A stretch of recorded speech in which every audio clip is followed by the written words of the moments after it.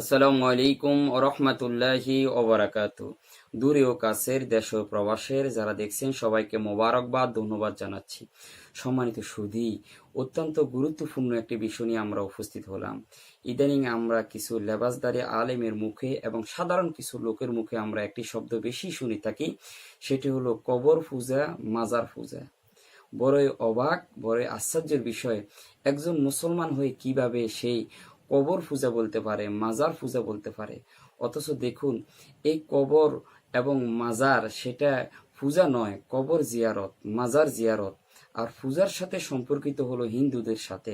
আজকে সেই হিন্দু ধর্মের শব্দ আজকে মুসলমান হয়ে কিভাবে আমরা মাজার জিয়ারতের সাথে মাজার পূজা বলি, কবর জিয়ারতকে কবর পূজা বলি। সম্মানিত সুধী, আমি নিশ্চিতভাবে বলতে পারি, যারা আজকে পূজাকে কবর জিয়ারতের সাথে তুলনা করে, কবর মাজার জিয়ারতের সাথে তুলনা করে, তারা কখনো মুসলমান হতে পারে না।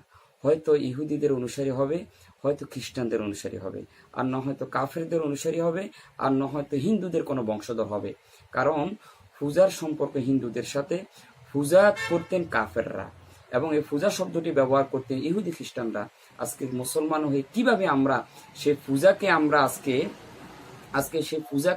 আজকে মুসলমানদের কবরের সাথে তুলনা করি, সে পূজাকে আমরা মাজারের সাথে তুলনা করি। সম্মানিত সুধী, মুসলমান কখনো পূজা করতে পারে না, মুসলমান করে কবর জিয়ারত। মুসলমান কখনো মাজার পূজা করতে পারে না, মুসলমান করে মাজার জিয়ারত। আজকে আমাদের কিছু ভাইয়েরা কথায় কথায় আজকে কবর পূজা, মাজার পূজা। আসুন আমরা সেই পূজা, আজকে যে পূজা শব্দটি তারা উচ্চারণ করে থাকে, পূজা বলে থাকে, আসুন আমরা একটু জেনে নিই সে পূজা কাকে বলে, পূজা কাদের সাথে সম্পর্কিত, এই পূজার সাথে কি কি শর্ত রয়েছে। সম্মানিত সুধী, প্রথমত আমাদেরকে জানতে হবে এই পূজা হিন্দুদের সাথে সম্পর্কিত এবং এই পূজা হিন্দু ধর্মের লোকেরা পালন করে থাকে। সম্মানিত সুধী, এই হিন্দু ধর্মের লোকেরা যারা পূজা করে থাকেন তাদের জন্য নির্ধারিত কিছু শর্ত রয়েছে। তার মধ্যে পূজা করার জন্য তাদের মন্দির লাগবে এবং সেই মন্দিরের মধ্যে মূর্তি লাগবে এবং মূর্তিকে খোদা মনে করতে হবে এবং নির্ধারিত কিছু শ্লোক রয়েছে, সেই শ্লোকগুলো পাঠ করতে হবে। তাহলে মন্দির লাগবে এবং মন্দিরের মধ্যে মূর্তি লাগবে, মূর্তিকে খোদা মনে করতে হবে এবং পাশাপাশি শ্লোক পাঠ করতে হবে। বিপরীত দিক দিয়ে আজকে যারা কবর জিয়ারতকে, মাজার জিয়ারতকে আজকে যারা পূজা বলে থাকেন, আমি তাদেরকে বলবো, ভাই, আমরা তো কবরের মধ্যে গিয়ে, মাজারের মধ্যে গিয়ে আমরা সেখানে পূজা করি না। আমরা সেখানে গিয়ে কোরআনুল কারীম তেলাওয়াত করি, আমরা সেখানের মধ্যে গিয়ে হাদিস শরীফ তেলাওয়াত করি, আমরা সেখানের মধ্যে গিয়ে দুরূদ শরীফ পাঠ করি, সেখানের মধ্যে তাসবিহ তাহলিল আদায় করি, এরপরে আল্লাহর দরবারে আমরা দোয়া করি মাগফিরাতের জন্য ওনাদের উসিলা দিয়ে।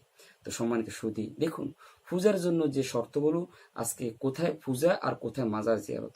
একজন মুসলমান হয়ে কিভাবে আজকে মাজারকে আজকে মাজার পূজা বলতে পারে, কবরকে কবর পূজা বলতে পারে, সেটা বড় অবাক করা, বড় আশ্চর্য ধরনের কথা।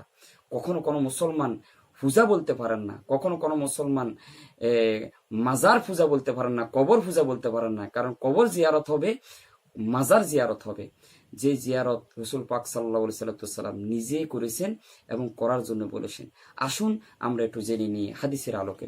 সম্মানিত সুধী, দেখুন আমার সামনে যে কিতাবটুকু রয়েছে সেটা হলো সিয়াসিত্তার অন্যতম হাদিস গ্রন্থ সহিহ মুসলিম শরীফ।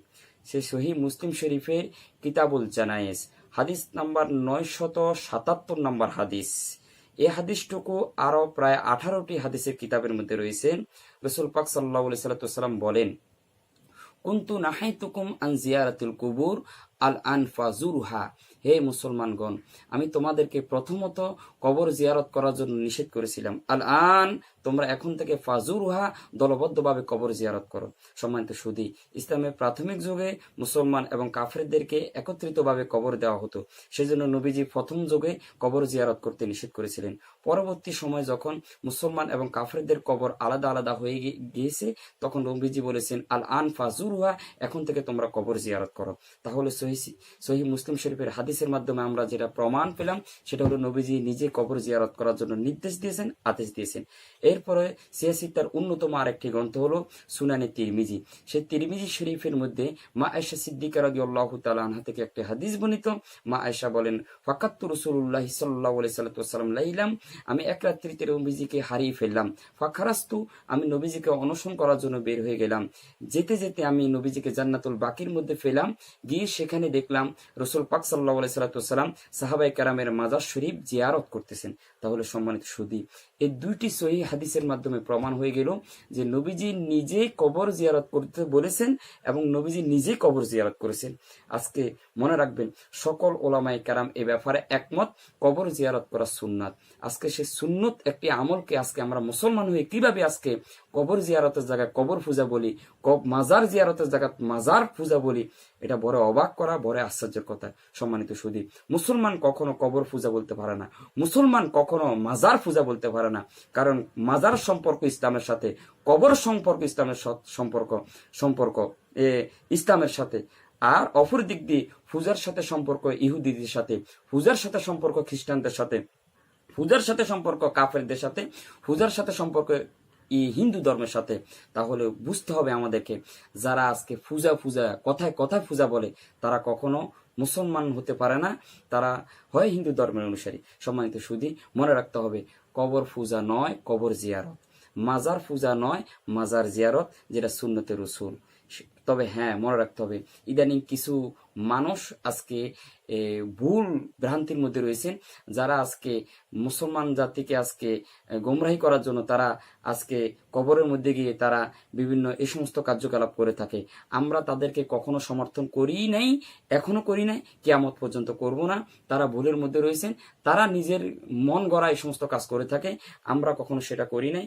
কারণ মুসলমান কখনো পূজা করতে পারে না, মুসলমান কখনো সেজদা করতে পারে না, মুসলমান কখনো কবরকে সেজদা করতে পারে না, এবং কি কখনো সেটাকে খোদা মনে করতে পারে না। মুসলমান জিয়ারত করবে, মুসলমান শরীয়ত মোতাবেক চলবে, কবর জিয়ারত করবে, মাজার জিয়ারত করবে। এটা হলো নবীজির সুন্নাত, এটা হলো নবীজির আদর্শ। সম্মানিত সুধী, তাহলে মনে রাখতে হবে, কবর জিয়ারত কবর পূজা নয়, মাজার জিয়ারত মাজার পূজা নয়। আল্লাহ পাক আমাদেরকে বুঝার এবং আমল করার তৌফিক দান করুক। আসসালামু আলাইকুম ওয়া রাহমাতুল্লাহি।